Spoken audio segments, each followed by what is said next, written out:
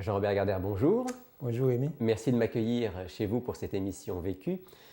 Avant de parler de ce qui sera l'essentiel de notre entretien, j'aimerais vous poser une question. Vous faites partie de la diaspora haïtienne, de ces nombreux Haïtiens qui ont choisi de s'expatrier vers les États-Unis, vers le Canada, Montréal en particulier.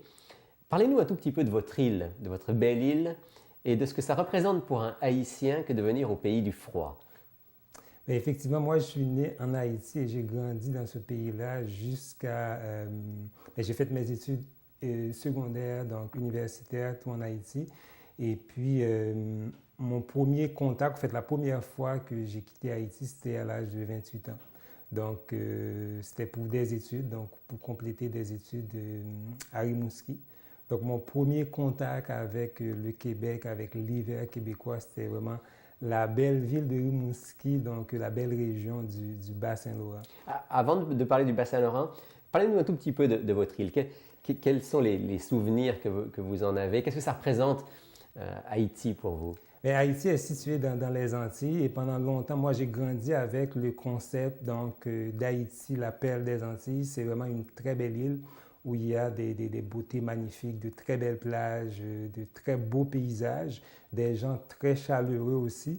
Et en plus, il fait chaud, donc toute l'année, les 12 mois de l'année. Et puis, on a une mer, donc vraiment charmante, attirante, à des températures d'environ 25 degrés. On peut se baigner toute l'année. Toute l'année, donc, en fait, comme je dis souvent à la blague en Haïti, quand on se lève le matin pour sortir, on se préoccupe de savoir s'il va pleuvoir ou non. Mais la température, ce n'est pas vraiment un souci majeur parce qu'il fait chaud tout le temps. La température est aux alentours de 25 C'est ça. En ville, c'est toujours aux alentours de 25 degrés. C'est sûr que dans certaines régions montagneuses, des fois, il fait un petit peu plus froid. Mais quand on dit plus froid, ça n'a rien à voir avec ce qu'on connaît ici au Québec. Plus froid, c'est peut-être autour de 15 degrés ou 20 degrés. Mais en général, c'est toujours très confortable. Comment est-ce qu'un Haïtien vit l'hiver de Rimouski? L'hiver, je pense que pour un Haïtien, pour une autre personne immigrante, je pense que le premier vrai test quand on arrive au Québec, c'est vraiment l'hiver parce que ici à Montréal, je vis à Montréal depuis quelques années, mais ici il fait froid, mais à Rimouski, c'est encore un peu plus froid. L'hiver est plus long. C'est un autre niveau, l'hiver est plus long. Je me souviens, si j'arrivais un mois de septembre, un 2 septembre, déjà en septembre, moi, ça me prenait un chandail là, pour pouvoir circuler.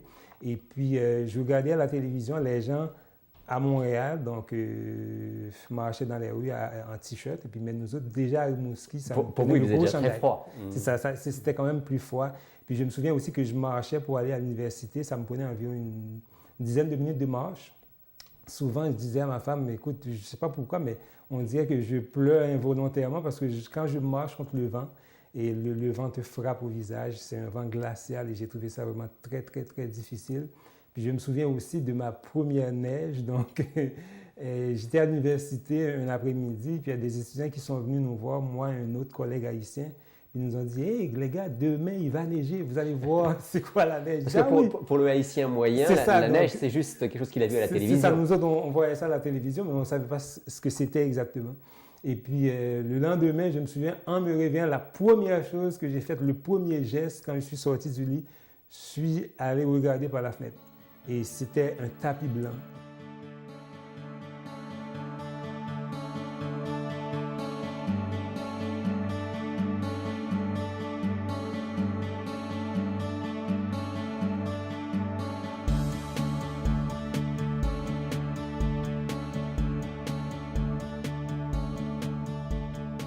Maintenant, vous êtes bien adapté. Ça fait quelques années. Vous êtes ici à Montréal. Est-ce que vous avez apprivoisé l'hiver? Je me fais souvent poser cette question, soit par des collègues de travail ou des gens que je rencontre comme ça. Moi, ma réponse est toujours la même. On ne s'adapte pas vraiment à l'hiver québécois, on y survit. Donc, à date, j'ai survécu. Je pense que je dois être rendu à mon 12e ou 13e hiver, donc j'ai survécu. Survécu jusque-là. Oui. Alors, Jean-Robert, on va parler maintenant un petit peu de votre profession, de ce que vous avez étudié. Vous êtes quelqu'un que je pourrais définir comme un un scientifique de la nature, c'est ça? Effectivement, oui. Donc à l'agronomie, océanographie. Et en même temps, vous êtes un croyant. Oui, Alors ça, c'est quelque chose qui peut paraître surprenant pour certains. Beaucoup pensent que si on est un scientifique, et si on est un scientifique sérieux, on n'est pas croyant. Et inversement, si on est croyant, on n'est pas scientifique. oui. Et vous dites si la science de la nature en particulier, et la foi en Dieu, c'est parfaitement compatible. Pour moi, c'est parfaitement compatible. D'ailleurs, je ne suis pas la seule personne qui a déjà touché aux sciences et qui est restée ou qui est devenue croyant à un moment donné. Dans votre cas, c'était rester croyant, vous étiez déjà croyant? Moi, j'étais déjà croyant, mais et présentement, c'est sûr que je travaille dans le domaine de l'enseignement, donc au niveau collégial. Donc, j'enseigne dans les sciences animales et je fais des recherches bibliographiques pour préparer mes cours. Et à chaque fois que je fais des recherches, donc je découvre de nouvelles choses qui témoignent du niveau de complexité de la vie, qui parlent de la beauté de la vie. Et moi, j'arrive toujours à la conclusion simple que c'est impossible que tout ça, ça puisse venir à l'existence, donc juste par hasard. Même avec des millions d'années? Même avec des millions d'années, c'est sûr qu'aujourd'hui, la tendance naturelle, c'est de mettre quelques millions, même quelques milliards d'années sur certains phénomènes naturels pour dire que oui, c'est arrivé comme ça à l'existence. Mais moi, j'ai beaucoup de difficultés à croire ça.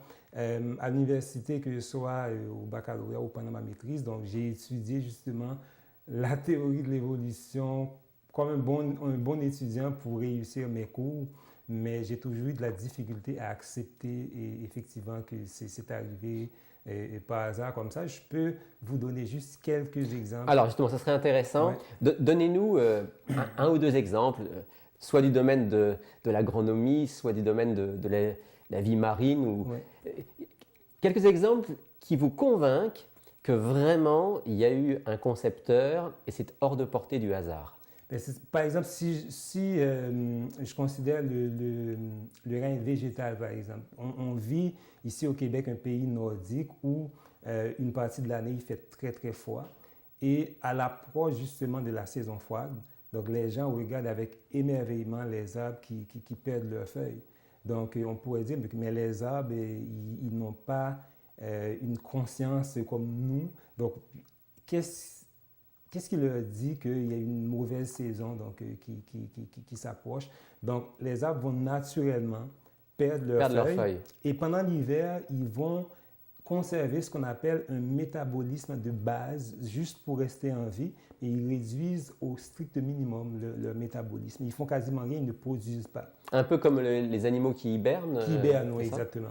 Donc, moi, je suis convaincu que le Créateur a mis une sorte d'intelligence, donc il a mis sa marque justement dans ces végétaux-là, dans le règne végétal qui fait que les arbres sont capables de s'adapter à ces conditions atmosphériques difficiles. Parce que ce que vous nous dites, c'est que autrement, s'il n'y avait pas ces changements de métabolisme, que ce soit au niveau des arbres ou peut-être de certains animaux, qu'est-ce qui se passerait? Les animaux finiraient par disparaître, les arbres finiraient par évidemment, mourir. Parce que normalement, on sait que l'hiver, et l'automne et l'hiver ici au Québec, les journées sont très très courtes, les journées se raccourcissent. Donc, une plante a besoin de l'énergie du soleil pour fabriquer sa propre substance, pour faire son métabolisme. Et la vie sur la Terre dépend des végétaux. C'est le premier maillon de notre chaîne alimentaire. Donc, tout ce qu'on consomme donc, vient du végétal. Vient du végétal.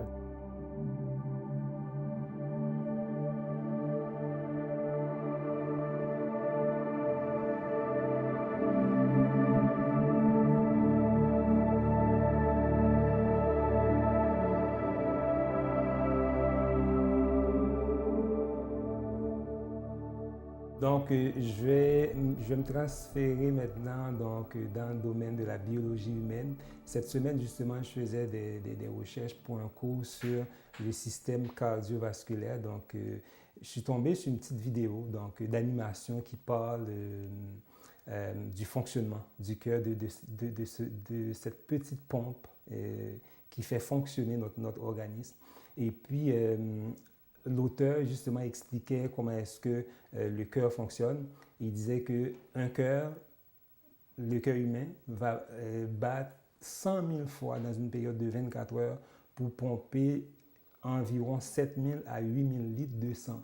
Donc, sans cette pompe-là, donc la vie humaine, c'est impossible. Celui qui a une crise cardiaque n'a pas beaucoup de chances de survivre. C'est ça. Et ce que j'ai beaucoup aimé aussi dans la vidéo, c'est que l'auteur en concluant a dit, à date, l'être humain n'est pas arrivé à fabriquer une pompe aussi performante que le cœur. Donc, une pompe qui fonctionne sans arrêt. Et 100 000 fois par jour, ça pompe 7 à 8 000 litres de sang et ça n'arrête jamais de battre. La personne qui va vivre 80, 90 ans, donc cette petite pompe-là fonctionne pendant toutes ces années-là.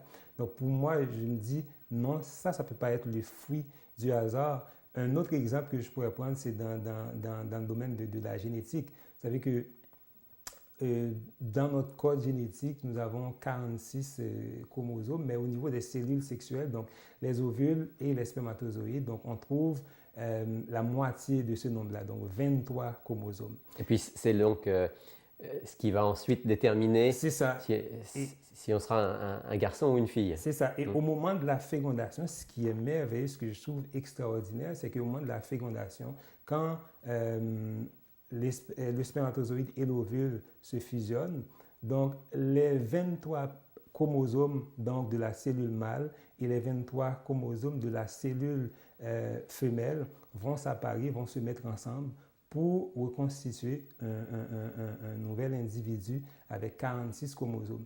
Et les chromosomes sont numérotés de 1 à 23. Le chromosome 1 va toujours aller se mettre avec l'autre chromosome 1 et ainsi de suite jusqu'au 23e.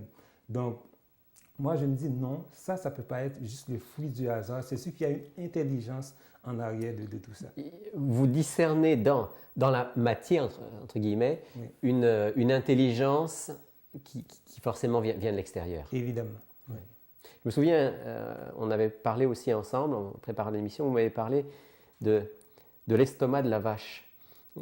Oui. Est-ce que vous pouvez dire un petit mot par rapport à ça? Parce que c'est intéressant, ce que vous me disiez, la manière dont une vache se nourrit et digère. C'est ça. Ce qui est extraordinaire, c'est que vous savez que nous autres, les humains, donc nous sommes des monogastriques, c'est-à-dire qu'on a un estomac avec une seule poche. La vache, comme la chèvre ou la brebis, est un polygastrique, donc la vache a un estomac qui contient 4 poches. Et ce qui est merveilleux, c'est que quand le veau il naît, le bébé, sur ces 4 estomacs, il y en a juste un qui est fonctionnel. Et c'est l'estomac qui ressemble beaucoup plus à notre estomac à nous, les monogastriques. Donc, quand le veau il boit du lait... Parce qu'il boit du lait à ce moment-là. Il boit du lait. Il boit du lait. Donc, quand il boit du lait, il y a un mécanisme qui va contourner deux poches de l'estomac et qui va diriger le lait vers l'estomac où le lait va se faire digérer par les enzymes, comme ça se passe chez l'homme ou chez les autres mammifères monogastriques. Maintenant, au fur et à mesure que le veau il grandit, commence à consommer des fourrages, c'est là que la plus grosse poche de son estomac, ce qu'on appelle le rumen, va se mettre à se développer. Et dans ce rumen va s'installer ce qu'on appelle une flore microbienne, c'est des bactéries, des protozoaires qui vont fermenter les aliments que la vache consomme. Donc, quand on nourrit une vache, quand la vache se nourrit, par exemple, les fourrages qu'elle va consommer vont être digérés par cette flore microbienne. Dans cette première poche. Dans cette première poche. Et la vache elle-même, elle va utiliser les produits de la dégradation qui a été effectuée par ces microbes-là, par la flore microbienne. Donc, moi, je me dis tout ça, ça ne peut pas être... Et ensuite, ça passe de poche en poche? Ça passe de poche en poche et chaque poche a son rôle. Par exemple, la première poche qui est le rumen, donc, est responsable justement de la dégradation des constituants, des fourrages que la vache consomme. La deuxième poche qui est le réseau va jouer un rôle de filtration, c'est-à-dire que lui, il va bloquer toutes les particules qui ne sont pas suffisamment dégradées, qui sont encore un peu grossières. Il va les refouler dans le rumen. Et la vache, qu'est-ce qu'elle va faire? Elle va les réingurgiter, donc la vache, elle rumine, donc elle va faire remonter. C'est pour ça qu'elle rumine. Elle rumine, donc une vache peut, tout en restant couchée, donc sans brouter de l'herbe, la vache, elle continue de mastiquer. Souvent, on peut se demander, mais qu'est-ce qu'elle mange? Elle ne broute pas de l'herbe, mais qu'est-ce qu'elle mange? Mais pourtant, la vache, elle fait remonter donc son contenu stomacal, une partie de son contenu stomacal qu'elle va encore mastiquer pour ensuite avaler à nouveau. Et ça, c'est pas une vache un jour qui s'est dit, tiens, j'ai pas suffisamment bien dégradé telle chose, il va falloir que je me crée une nouvelle poche et que je me renvoie ça dans le gosier pour recommencer. Forcément, derrière, il y a une conception, il y a un concept. Exact. Moi, ça me permet de voir à chaque fois la signature du créateur, ça me permet de voir le génie donc, du créateur dans tous ces phénomènes naturels.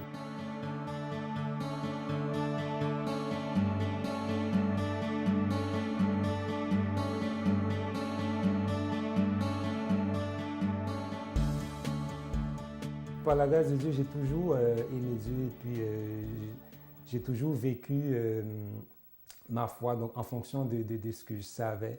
Donc, j'ai toujours développé une belle relation avec Dieu. Et à un moment, vous avez découvert ce que moi j'appellerais, suite à notre entretien, le jour du Créateur. Vous vous rendez compte que ce Créateur qui a créé toute chose, auquel vous croyez, il y avait quelque chose de spécial en lien avec une journée. Racontez-nous un petit peu. Mais c'est ça. Donc, une fois, il y a une amie, une voisine qui m'a invité à son église. Et puis, j'ai bien aimé ça. À la fin, j'ai été impressionné, premièrement par l'accueil. Donc, les gens étaient vraiment très, très chaleureux. Et puis, je me suis dit, oh, finalement, donc, c'est pas si sorcier que ça. Donc, j'ai aimé ça. Et puis, je suis retourné à cette église-là à d'autres occasions. De mémoire, je ne me souviens pas exactement à quelle occasion, mais je suis retourné. Et puis, à un moment donné, j'ai commencé à entendre parler du sabbat. Alors, le sabbat, qu'est-ce que c'est le sabbat? Pour moi, le sabbat, c'était comme, en fait, ce qu'on m'a toujours appris, le sabbat, c'était pour les Juifs, que nous autres, en tant que chrétiens contemporains, donc on n'a pas à observer donc, cette journée-là parce que Jésus l'aurait cloué à la croix ou Jésus l'aurait aboli. Donc, c'est ce que j'ai toujours appris en grandissant. Et là, quand j'ai commencé à entendre des choses à cette église adventiste où j'allais, là, un combat s'est engagé donc, dans mon esprit. Et là, j'ai commencé à me demander, mais est-ce que ça se pourrait que ce commandement-là, il est encore valable aujourd'hui? Et est-ce que c'est vraiment la volonté de Dieu? Donc, on rappelle pour nos auditeurs que cette journée du sabbat ou du Shabbat, comme disent les Juifs, c'est donc ce temps qui va du vendredi soir au coucher du soleil au samedi soir au coucher du soleil, et dont la Bible, l'Ancien Testament, dit souviens-toi de ce jour-là pour le mettre à part. C'est ça, donc c'est un temps d'arrêt où on arrête toutes nos activités de la semaine et on consacre ce moment-là, donc on passe ce moment-là avec Dieu et on passe du temps aussi avec notre famille, avec des amis, des gens qui partagent la même foi que nous. Alors, on va revenir après sur ce que ça signifie concrètement, mais à ce moment-là de votre histoire, donc vous vous posez des questions. Moi, étant donné que mon objectif, c'était toujours vraiment de faire la volonté de Dieu. Donc, je pense que Dieu m'a un peu guidé là-dedans aussi. J'ai décidé d'ouvrir la Bible, puisque la Bible, moi, j'ai la conviction que la Bible, c'est la parole de Dieu, c'est la volonté révélée de Dieu. Donc, j'ai décidé d'ouvrir la Bible pour découvrir la vérité. Mais je pense qu'à ce moment-là, Dieu peut-être a un peu ri de moi parce que moi, je n'ai pas ouvert la Bible pour découvrir la vérité, pour pouvoir adopter le sabbat. J'ai ouvert la Bible pour pouvoir me donner bonne conscience, pour pouvoir arriver à la conviction qu'effectivement, le sabbat il a été aboli, donc les adventistes, ils ont tort. Donc, votre étude biblique, c'était une étude biblique orientée. C'était une étude orientée. Mais, en dépit de tout ça, à chaque fois que j'ouvrais ma Bible, je me souviens, c'était un été, j'étais en vacances, mais j'étais encore, et déjà à l'université, j'étais en vacances. Puis, à chaque fois que j'ouvrais ma Bible, j'ai prié avant. J'ai prié, et puis, ce que j'ai réalisé à la fin, c'est que les textes que j'utilisais pour rejeter le sabbat, ce sont ces mêmes textes-là qui m'ont finalement convaincu, mais non, le sabbat c'est la vérité, donc c'est la volonté de Dieu, c'est ce que Dieu il veut pour nous.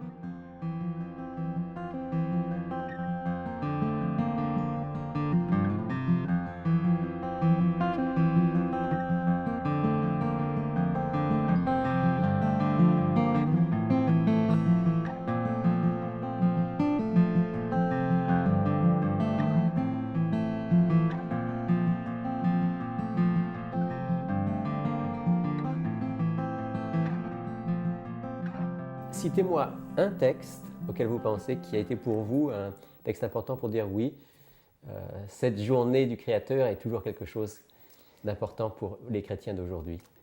Je suis arrivé à la conclusion en regardant justement le texte du Décalogue qu'on trouve dans Exode 20. J'ai commencé à réfléchir en me disant que mais, si Dieu il donne 10 commandements qui sont numérotés de 1 à 10, mais comment ça se fait qu'à un moment donné, on décide, on dit, bon, le 4e, on enlève, il n'est plus là, mais les autres sont corrects.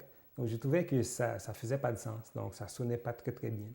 Puis là, au fur et à mesure que j'avançais dans mon étude, et je pense que Dieu, le Saint-Esprit travaillait en moi aussi, et Dieu a fini par me convaincre que oui, le sabbat, c'est sa volonté, c'est ce qu'il nous donne, c'est ce qu'il nous demande de faire, donc c'est la voie à suivre.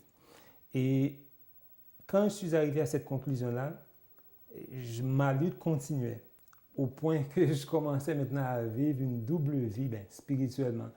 J'allais à l'église adventiste le samedi parce que pour moi, c'était vraiment... le jour du Créateur. Le jour du Créateur. Mais je continuais à aller à mon ancienne église le dimanche. Puis à un moment donné, je me suis dit non. C'est sûr que je ne peux pas continuer comme ça parce que si je suis convaincu que, bon, oui, c'est la vérité, c'est la volonté de Dieu, donc je dois faire la volonté de Dieu, donc je dois marcher dans ses voies. Et là, je me suis tourné vers Dieu pour lui demander de l'aide. J'ai dit... Je me souviens une fois, j'allais me coucher et puis j'ai dit, Seigneur, j'ai découvert donc ta parole, ta vérité. Je sais que le sabbat, il est encore valide aujourd'hui. C'est la vérité, c'est ce que tu veux que je fasse. Mais montre-moi dans une vision si tu veux vraiment que je devienne adventiste. Et puis je pense que ce soir-là, le matin, je me suis réveillé, j'étais très déçu. Je n'ai pas eu de vision. Vous n'aviez pas eu de vision? Non. Je n'ai pas eu de vision, mais Dieu, lui, il savait exactement où il m'emmenait. Et puis, à ce moment-là, à l'église adventiste où j'allais, il y avait une semaine sur les 7 béatitudes de l'Apocalypse. Et j'y allais, parce que j'ai trouvé ça quand même très, très intéressant, très, très bon. Et puis, c'était le dernier soir, un vendredi soir. Je suis allé ce soir-là. Et d'habitude, je m'asseyais tout le temps un petit peu à l'arrière. Donc c'est quand même une grande assemblée. Je m'asseyais tout le temps un peu à l'arrière. Ce soir-là, je ne sais pas, il y a comme une main qui m'a pris et qui est allée me déposer un petit peu plus proche donc, de la chair. Puis là, j'étais là, donc j'écoutais le pasteur. Et puis, il a délivré son message. Et après son message, il a fait son appel. Et je peux dire sans l'ombre d'un doute que cet appel-là me concernait personnellement. Donc, qu'est-ce qu'il a dit qui vous a donné cette conviction? Le pasteur, il a dit, il y a des gens qui étudient la Bible, qui ont découvert la vérité, mais qui attendent un songe pour prendre une décision. Et là, en fait, la sensation que j'ai eue à ce moment-là, je ne peux pas vous le décrire, c'était comme « Waouh !» Comme si Dieu était en train de vous parler personnellement. En fait, moi, je pense que Dieu, j'ai demandé une vision à Dieu. Dans son omniscience, il a dit, mais si je te donne une vision, peut-être que tu vas dire, finalement, est-ce que cette vision-là vient vraiment de Dieu?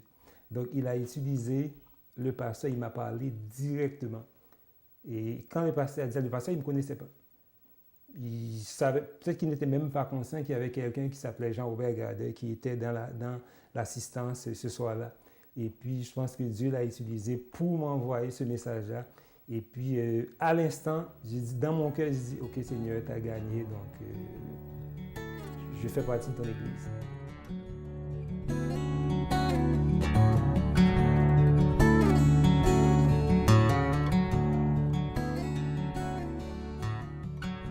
Et pour moi, je dis toujours que le sabbat, c'est l'un des plus beaux cadeaux que le Créateur nous a fait parce que malheureusement, certains membres de notre Église observent le sabbat d'une certaine façon qui présente le sabbat comme étant un fardeau. Donc, les gens qui ne connaissent pas l'Église adventiste vont penser que, bon, le sabbat, c'est vraiment une journée où... C'est une journée où on ne peut pas faire ça, ça et ça. C'est ça. C'est une journée où on marche sur les œufs, on n'a pas le droit de faire certaines choses. Et quand moi, j'ai découvert vraiment c'était quoi le véritable sens du sabbat, tous les vendredis soirs, tous les vendredis au coucher du soleil, moi, j'arrête pas de remercier Dieu pour ce cadeau qu'il m'a fait, qu'il nous a fait en tant qu'Église. Qu'est-ce que vous vivez concrètement? Moi, ce que je vis concrètement le sabbat, c'est que je passe ma semaine à courir parce que je travaille quand même très, très loin à Saint-Hyacinthe. Donc, je passe beaucoup de temps sur la route. Et puis, quand le vendredi arrive, déjà même avant le coucher du soleil, il y a une joie qui m'habite. Je vis chaque jour, à partir du dimanche, je vis chaque jour en attendant le prochain sabbat. Donc, Dieu me permet maintenant d'arriver, d'atteindre cette dimension-là. Et quand le vendredi soir arrive, je pousse un gros ouf de soulagement. Merci Seigneur, enfin, donc la semaine est terminée. Et là, je peux entrer dans le Saint Sabbat. Et du point de vue de la famille, je pense qu'en Amérique du Nord, c'est l'un des problèmes. On n'a pas le temps vraiment de vivre. De s'arrêter, de se poser. C'est ça, donc de vivre, par exemple, un culte en famille. Donc, le sabbat, c'est le seul moment où on peut vraiment se retrouver en famille le vendredi soir, moi, ma conjointe, notre fille et ma belle-mère qui est avec nous aussi. Donc, on s'assoit ensemble, on chante, on lit un psaume et puis on prie ensemble. Ensuite, on se souhaite bon sabbat. Puis après, donc, on écoute de la belle musique, de la musique inspirante qui nous élève vers Dieu. Et je pense que pour moi, c'est aujourd'hui en Amérique du Nord. Donc, on a toujours tendance à dire que la meilleure journée de la semaine, c'est la journée de la paye. La journée de la paye, elle est bonne aussi, mais je pense que ma meilleure journée de la semaine, c'est vraiment le sabbat, donc la période qui va du vendredi au coucher du soleil au samedi au coucher du soleil. Donc, pour nous, le sabbat est devenu vraiment ce que Dieu a voulu qu'il soit, donc une journée de fête. Une bénédiction. Une bénédiction.